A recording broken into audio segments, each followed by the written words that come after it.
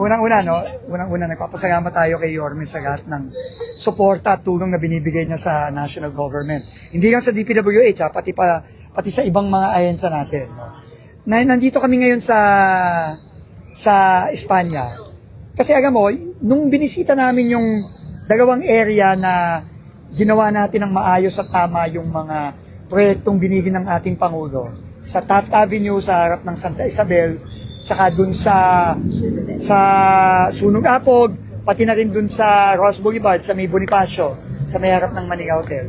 Nakita natin talaga na kung tama yung gagawin at hindi na nakawin yung pera, tama yung proyekto, maayos, merong epektong maganda.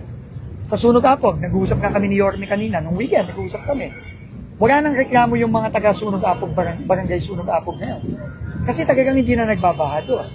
No, sa Santa Isabel, yung mga madre sa Santa Isabel, nagte-text sa akin, sinasabi, Sek, talagang nagwo-work yung ginawa ninyo kasi halos hindi na nagbabaha. Sa harap ng Manila Hotel, hindi na rin nagbabaha doon.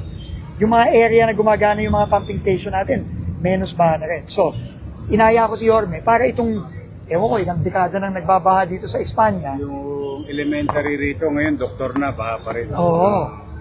So, nag-planning kami at piniresenta ko ngayon kay Mayor yung 5 interventions na gagawin natin dito sa Espanya. Kasi medyo mabibigat itong mga intervention na to.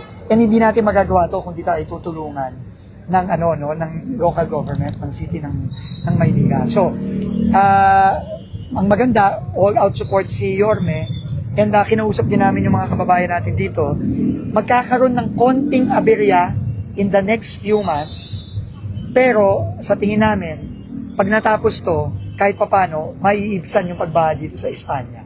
Once and for all, kasi grabe na talaga. No? Yung pagbaha dito, grabe na yung epekto sa mga estudyante, sa mga negosyo dito, sa mga tao dito. So yun, nagpapasalamat kami kay Yorme doon.